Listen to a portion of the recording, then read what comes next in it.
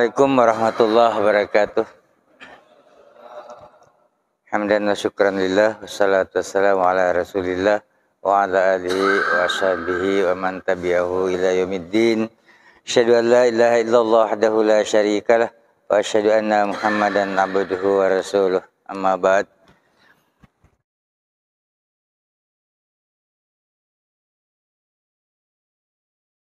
Selain fungsi wanita yang begitu hebat, ada juga kelemahannya. Sebab ternyata dosa pertama yang dilakukan oleh manusia itu gara-gara wanita. Nah, sejarahnya kita tentu sudah sahabat tahu bahwa ketika di surga, Nabi Adam itu dilarang memakan sebuah buah yang bernama khuldi oleh Allah Subhanahu wa taala. Nah, ketika iblis berusaha menggoda Nabi Adam, berusaha mempengaruhi Nabi Adam supaya memakan buah khuldi itu sebagai balas dendamnya iblis karena dia dikutuk oleh Allah Subhanahu wa taala gara-gara tidak mau sujud kepada Adam. Ketika iblis menggoda Nabi Adam tidak bergeming. Nabi Adam tidak terpengaruh. Semua jurus yang dipakai oleh iblis mentah. Terpantul semua, tidak ada yang mempan. Akhirnya iblis tidak putus asa. Dia sudah tidak punya cara lagi untuk menggoda dan mempengaruhi Nabi Adam supaya melanggar. Akhirnya iblis merubah strategi. Dia dekati Hawa.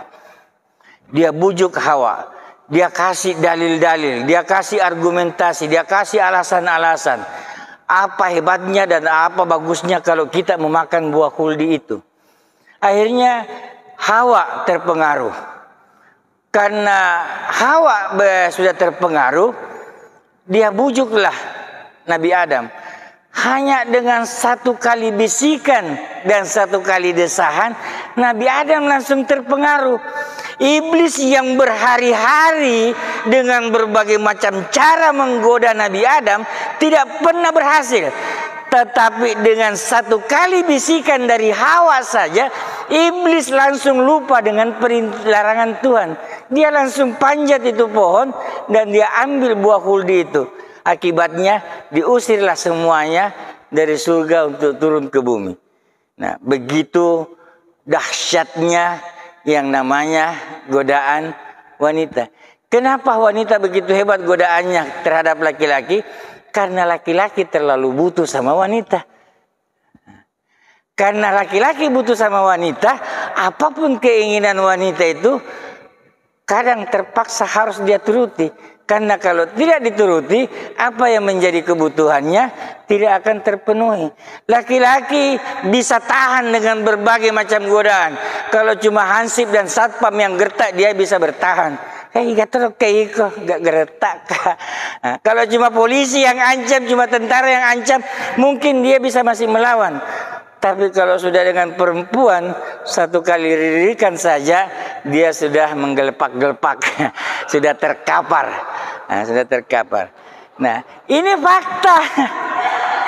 Ini fakta sejarah dan diceritakan dalam Al-Quran. Bahkan semua agama di dalam kitab sucinya menceritakan hal yang sama. Bahwa dosa pertama yang dilakukan manusia itu gara-gara bisikannya perempuan terhadap laki-laki. Dan ini juga fakta bahwa perempuan itu lebih gampang tergoda oleh iblis daripada laki-laki. Tapi laki-laki gampang sekali tergoda oleh wanita. Oleh wanita. Nah, inilah hikmahnya kenapa sampai Muhammad dijodohkan dengan Khadijah. Karena Allah tahu betul fungsi dan bahayanya itu wanita. Sehingga kalau bukan karakter seperti Khadijah, bahaya bagi perkembangan perjuangan Muhammad. Nah, karena kalau Khadijah ini wanita penggoda, bahaya bagi perjuangan Muhammad. Karena jangankan wanita penggoda, wanita soleh saja bisa menggoda. Laki-laki itu tidak perlu digoda sama wanita, sudah tergoda duluan. Itu kelemahannya laki-laki. Apalagi kalau digoda memang nih. Jadi jangan, kita tidak usah sok ya, kita terus terbuka saja, tidak usah sok tamatan pesantren. Jangankan tamatan pesantren, pendiri pesantren juga bisa lumpuh gara-gara wanita. Nah, apalagi yang tidak pernah ngaji. Jadi yang tamat ngaji saja masih tidak berdaya di hadapan wanita, apalagi yang tidak pernah ngaji. Nah, ini fakta sejarah yang harus kita ketahui. Yang kedua, pembunuhan pertama yang terjadi di dunia ini dalam sejarah hidup manusia itu juga gara-gara wanita. Ketika Nabi Adam mau menikahkan anaknya, dia lakukan pernikahan silang. Kabil harus nikah dengan kembarannya si Habil. Si Habil harus menikah dengan kembarannya si Kabil. Si Kabil protes karena kembarannya lebih cantik daripada kembarannya Habil. Karena tidak adil ini orang tua. Masa saya dinikahkan dengan yang jelek baru Habil nikahi adik saya yang cantik? Akhirnya emosi dibunuhlah si Habil oleh si Kabil. Gara-gara apa? Gara-gara perempuan. Jadi jangankan memukul, membunuh pun bisa dilakukan oleh laki-laki itu gara-gara perempuan. Bahayanya, Pak. Apalagi kalau sekedar korupsi, lebih gampang lagi. Jangankan korupsi, membunuh saja dia mau itu laki-laki kalau sudah gara-gara perempuan. Apalagi kalau cuma korupsi. Nah, ini fakta-fakta sejarah yang harus kita pahami supaya kita waspada. Jangan merasa aman. Aman apa ini anak Nabi Adam membunuh saudaranya sendiri. Apalagi kalau orang lain yang mau dibunuh, lebih gampang lagi. Saudara saja bisa dibunuh gara-gara perempuan. Nah, ini fakta. Kita jangan selalu merasa aman dari perempuan. Dan untuk perempuan juga hati-hati. Anda itu sejelek-jeleknya punya senjata yang sangat ampuh. Ya, punya senjata yang sangat ampuh. Satu lirikan Anda itu bisa mengalahkan jenis senjata apapun di dunia ini. Bagi laki-laki. Napoleon Bonaparte itu adalah jenderal perang kebangsaan Perancis yang tidak pernah terkalahkan, tapi pada janda tua dia bertekuk lutut dan tidak memperdulikan ribuan prajuritnya mati terbunuh asal dia tidak terpisah dengan Marilyn, si wanita janda tua itu. Begitu kalau laki-laki sudah biar jenderal bertekuk lutut juga. Padahal kalau menghadapi tentara laki-laki tidak ada di dunia ini tentara yang waktu itu tidak dikalahkan oleh Napoleon Bonaparte. Tapi begitu bertemu dengan Marilyn, seorang wanita janda tua, dia bertekuk lutut, tidak mau lagi kembali ke Perancis. Lebih memilih mati bersama Marilyn daripada pulang sebagai pahlawan. Nah, ini fakta hidup. Dan jangankan jenderal Perancis, anaknya Nabi Adam baku bunuh gara-gara perempuan, Pak. Gara-gara perempuan. Nah, ini penting untuk kita ketahui, ya. Penting untuk kita ketahui supaya kita bisa memahami kenapa Allah menjodohkan Muhammad dengan Khadijah. Karena wanita itu ini ada fungsinya, ada senjatanya yang ampuh, tapi ada juga bahayanya. Ada juga bahayanya. Andai kata bukan Khadijah, susah ini Muhammad sukses. Sebab kalau kita bicara kepemimpinan, ada sebuah fakta Bapak dan Ibu sekalian, di dunia ini belum ada, tidak usahlah presidennya, belum ada di dunia ini bupati yang terpilih dari kalangan orang-orang bencong. Ya ada. Apalagi presiden, belum ada sejarahnya di dunia ini. Ada pemimpin dunia, ada pemimpin sebuah bangsa yang besar dari kalangan yang punya kelainan seksual seperti itu. Kenapa? Karena kepemimpinan itu identik dengan libido. Identik dengan libido. Rasulullah SAW adalah pemimpin terbesar, pemimpin terhebat. Itu punya istri 9. Ada yang mengatakan 11. Pemimpin yang lain juga begitu. Cuma yang dihina Rasulullah karena dia terang-terangan. Dia nampakkan bahwa saya berpoligami sampai 9. Kalau pemimpin yang lain kan selingkuh, tidak ketahuan. Tidak ketahuan. Nah, tapi semakin tinggi kualitas dan kadar kepemimpinannya, libidonya juga semakin tinggi. Nah, itulah kenapa arung-arung tempo dulu punya banyak selir. Dan itu dianggap sah-sah saja. Dianggap sah. Nah, tidak dianggap tabu kalau seorang raja, seorang sultan mempunyai selir di samping permaisuri yang resmi. Nah, Istilahnya kudige lau pastiin kama kundai na temei. Ya, itu istilah, karena memang itu tuntutan dan semua nabi seperti itu. Semua nabi seperti itu. Nah, setelah Nabi Muhammad, pemimpin-pemimpin yang lain tidak ketahuan karena disembunyikan. Nah, saya tidak mengatakan kalau Soekarno ketahuan dikenal sebagai laki-laki pemain perempuan, itu karena dia jujur, terang-terangan menunjukkan. Yang lain tidak ketahuan karena dia tidak mau buka. Saya tidak menuduh bahwa yang lain juga begitu, tidak. Tapi kalau Soekarno memang terang-terangan. Terang-terangan. Dan yang terang-terangan begitu kelihatan kualitas dan kadar kepemimpinannya. Coba tunjuk. Yang kebencong-bencongan itu tidak pernah sukses menjadi seorang pemimpin. Nah, disinilah hikmahnya kita bahas ini supaya kita memahami kenapa Nabi Muhammad itu ditakdirkan oleh Allah berjodoh dengan Khadijah. Karena kalau bukan Khadijah,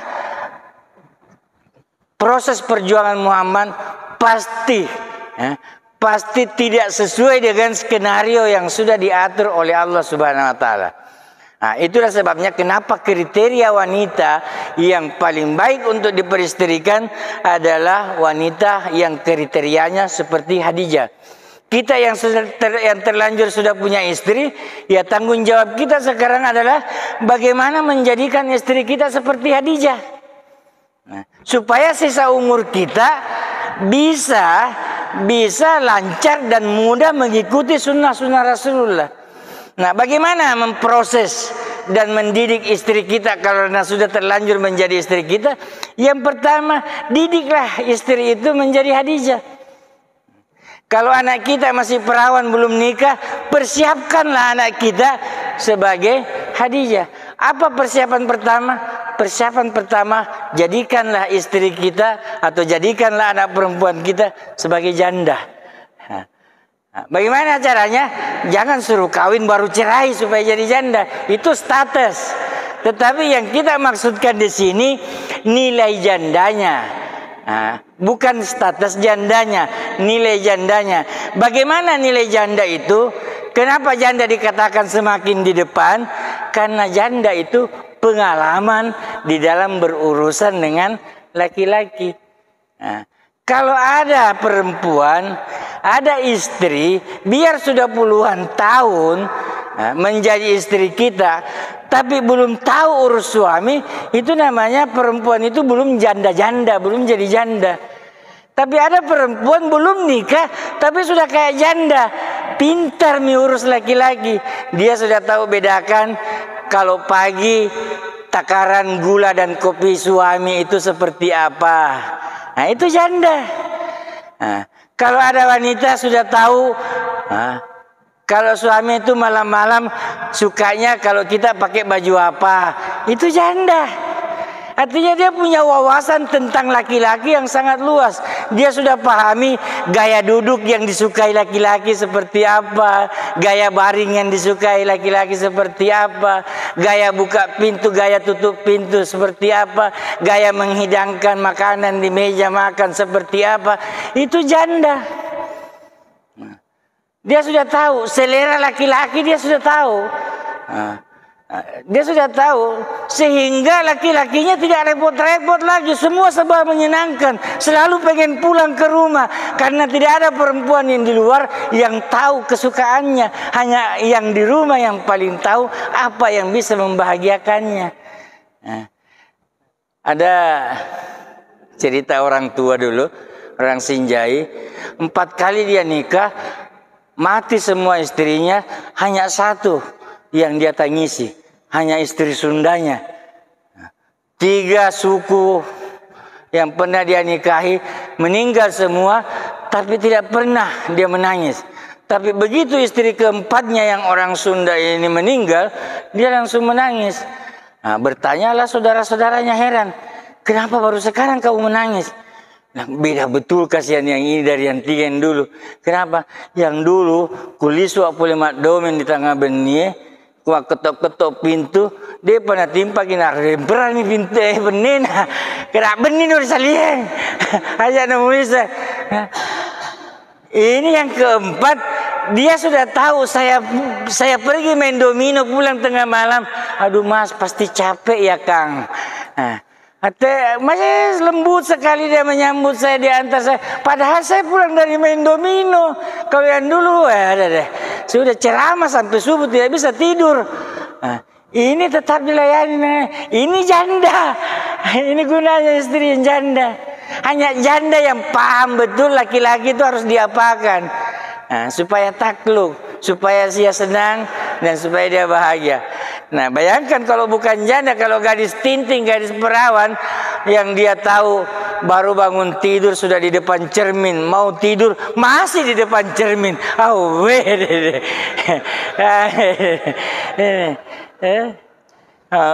GoPro ini selesai sama Facebook movie. Ini bukan janda. Mau pergi ke kantor dia masih sibuk chattingan sama temannya. Itu bukan janda. Bukan janda. Ini hikmahnya ya, wanita janda. Yang kedua, wanita Khadijah itu tua. Artinya tua itu matang. Tua itu matang. Tua itu sudah dewasa. Dia sudah tahu bagaimana bersikap dengan bijaksana, bagaimana bersikap dengan sebaik mungkin terhadap suaminya. Karena usianya sudah tua. Dia kalau sudah tua beda dengan manjanya itu, bukan lagi manja kekanak-kanakan, tapi manja yang penuh cinta kalau dia bermanja-manja. Karena dia sudah tua. Dia sudah tua. Ini kriteria yang kedua. Kemudian kriteria yang ketiga, Khadijah itu kaya. Artinya kaya di sini bukan status.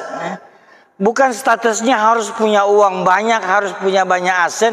Tetapi yang paling penting adalah kaya di sini adalah wanita yang memiliki sikap mental kaya. Banyak orang kaya tapi mentalnya miskin.